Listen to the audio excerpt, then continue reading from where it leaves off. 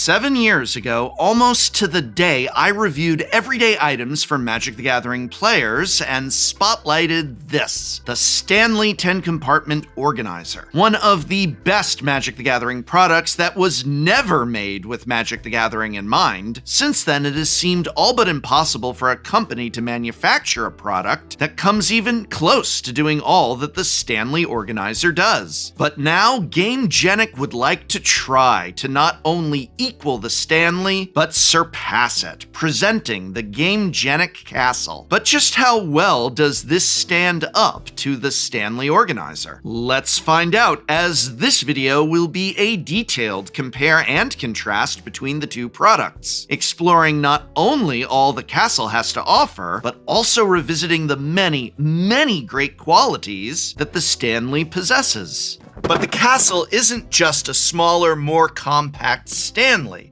When we look critically at the two, we find that while there are some things that the castle does better than the Stanley toolkit, there are still other things that the toolkit does better than the castle. And while that means that one might be right for some, it also means that another might be right for others. Which one is right for you? Let's take a look.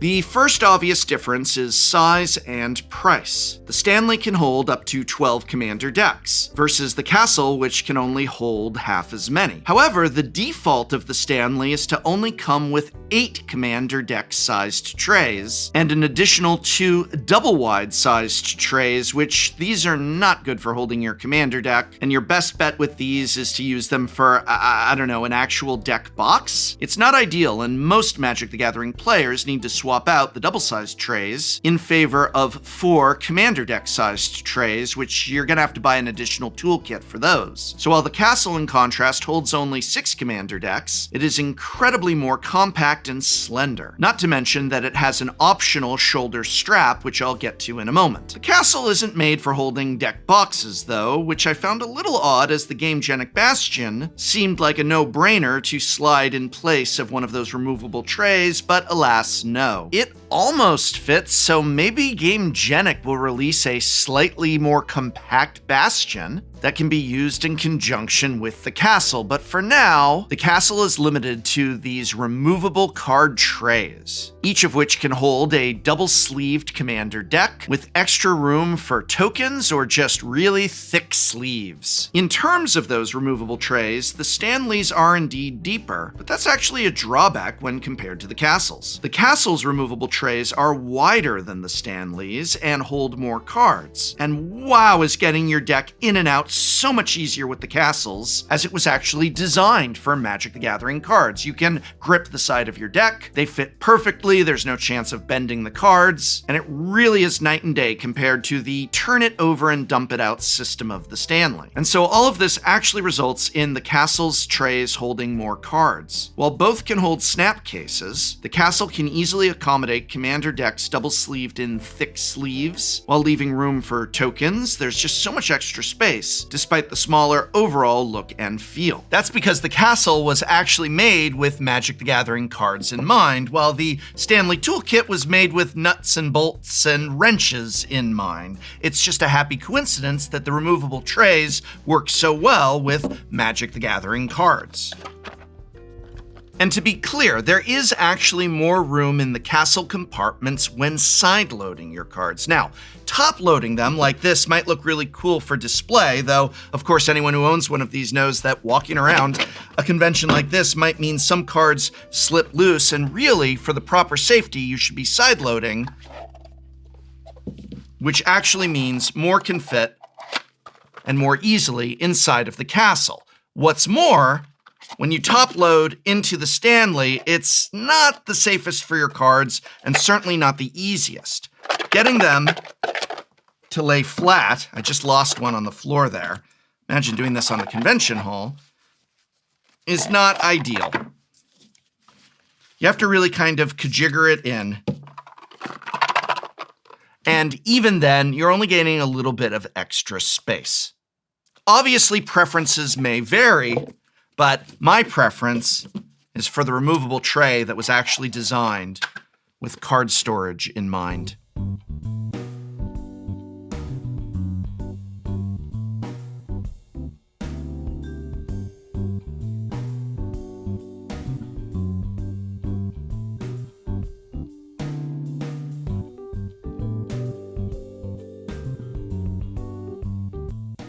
What's more, with the Stanley, if you want to carry your dice, counters, infinitokens, and other accessories, you have to use one of its removable trays, and honestly, this thing holds like 10,000 dice too many. Like, just look at all this. It's great. I can put my infinitokens in here, I can put everything in it, but it's a giant bucket. It's a bucket for all of my extras. This is even more ridiculous if you are consigned to having the double wide trays as well. It's a lot of dice in one place.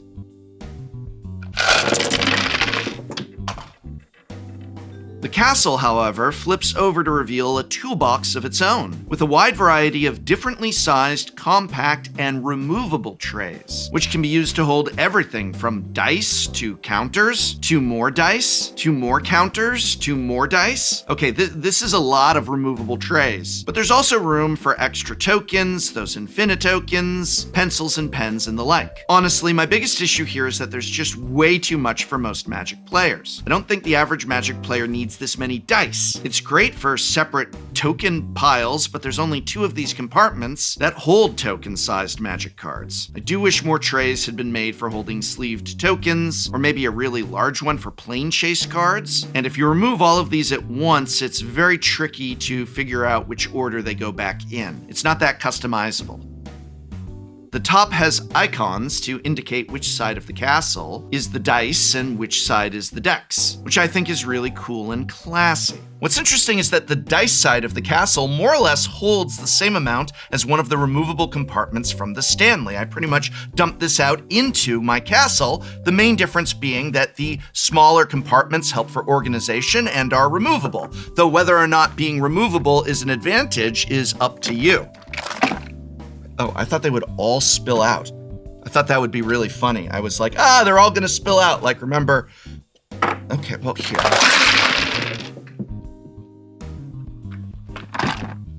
That is gonna suck to clean up. There's also 2 small compartments on the deck side that can hold up to 60 single-sleeved cards, perfect for everything from your giant pile of tokens, to 2 sideboardless standard decks, basic lands for draft, or I don't know, just one more commander deck split in 2. The castle also has an option to attach a shoulder strap through a really ingenious system that keeps the exterior free of loose buckles for those who want to only use the handle, all while offering a secure interlocking system for those who want a strap. This is all included with the castle, by the way. And of course, there's the fact you have a variety of cool color options with the castle, and knowing Gamegenic, probably a lot more on the way. The fact that the castle not only has the shoulder strap and a very reliable shoulder strap, in fact, but also that it is an optional shoulder strap, where I can detach this without having to deal with excess loops jangling around if I want to use it more like a briefcase, goes a very long way. And truly, I think that for a convention, for walking around a convention, the Stanley is just overkill. It's more than I've ever needed, and Magic the Gathering is literally my job. You know, the one thing the castle is missing is the ability to carry a playmat. Now, if you really wanted to, you can take all of the trays out of the dice side and very gently fold your playmat so that it goes inside. But I don't really like doing that because with a neoprene mat or even most cloth mats, you're gonna end up with some level of creasing. Now, I did this very delicately. Wrong side. I should have looked at the very convenient icons in order to see where my playmat was. That's called user error.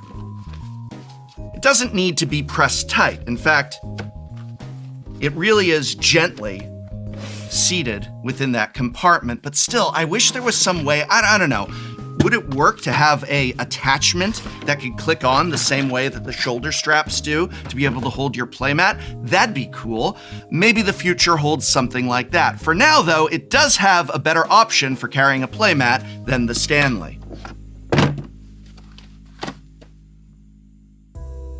The best place to find the Stanley Toolkit is at a place such as Home Depot, where it sells for a shockingly affordable $17.95. The Gamegenic Castle, in contrast, is going to set you back $54.99. But keep in mind that $17.95 is only true for the Stanley if you can actually find them on the shelves at Home Depot. And as far as I can tell, they are all but sold out everywhere, including Home Depot's online site. Though I did find it on Amazon in plentiful stock and selling for a discounted $30 from what it considers its normal price of $40. So by those metrics, the Castle is only $20 to $25 more than the Stanley Toolkit, still making the Stanley cheaper, but also not an insurmountable price if what you want is the compact design, better trays, accessory compartments, shoulder strap, and/or color options. One of the remaining advantages of the Stanley is its construction, in that it was made for construction and has an overall tougher, more durable feel. I wouldn't want to drop either of these on the convention hall floor, however. They have very similar latches, which are not designed to be thrown from a great distance and dropped upon concrete or even a carpeted surface. However, as far as those latches are concerned, in the Gamegenic Castle, well, you see this is full of my commander decks, and how about just that? How about just that? Oh my God, if this goes open, I swear to God, if this goes, let me just make sure. Yep, that is the card side there. That is the card side there. Look at that. Are the cards all over the place now? They are absolutely not all over the place now. What do you need me to do? I mean, look, I throw this on the ground. I threw it on the ground. It shatters everywhere. It's gonna do that. Will the Stanley shatter less? Maybe. I'm pretty sure I saw a Reddit thread where the Stanley had exploded all over the convention floor hall as well. But I'm not gonna be walking around and suddenly, whoops, have my, whoa, commander decks, yeah, go tumbling. And even in transport, I checked the icon this time, which is what you should do. Even in transport, the cards stay in there, which is more than I can say for people who top load on the Stanley. If dropping things on the floor is your main concern, the Quiver is the only guaranteed carrying case where you know it won't ever break or fly open, because the Quiver is a high-quality pleather exterior with a heavy-duty zipper and shoulder strap that holds between 5 to 6 commander decks, depending on whether or not you put them in deck boxes or without. I've reviewed the Quiver in much more detail many times before, see my previous review here, but it is an option worth mentioning, though again, quality like this comes at a price, where currently the Quiver will run you just under $60. Though I can say with certainty that the Quiver is a deck and card case for life. At the end of the day, many different players have many different needs when it comes to transporting their Magic the Gathering decks and collection. These are all excellent products, which are excellent in different ways, sometimes overlapping, sometimes having unique properties. Which one is best for you is up to you, but I can say with absolute certainty that each and every one of these is an excellent product and a solid A grade from me. I am so glad to see the Gamegenic Castle added to the list of options for Magic the Gathering players. Gamegenic's established history of innovation and quality continues here. This is one of the best new products I have seen this year, if not the very best. But of course, it is far from the only option. Which option is right for you? Only you can say, but I hope very much that this video has helped you in making that determination.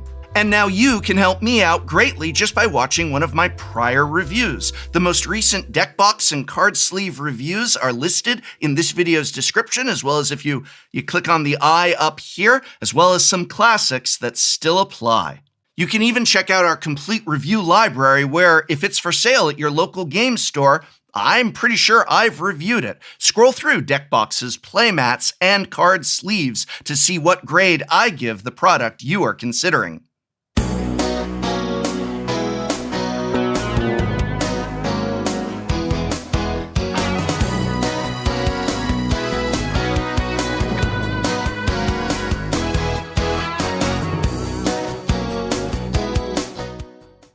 What's up? It's Magic with Boomers, elderly boomers. Today, each of us was told to build Boomer Commander deck, and we don't know what anyone did. I have a prize card. Whoever wins this will win the prize. High stakes. I would have built a different deck. Let's team up against them. Take these kids to school. That's right. But Spice is good at magic and you're not.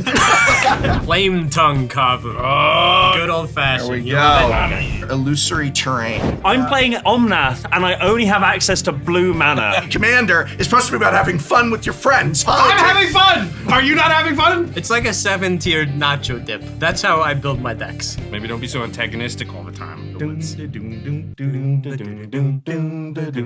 I feel like I'm too young for this pod. Gosh. I don't get these.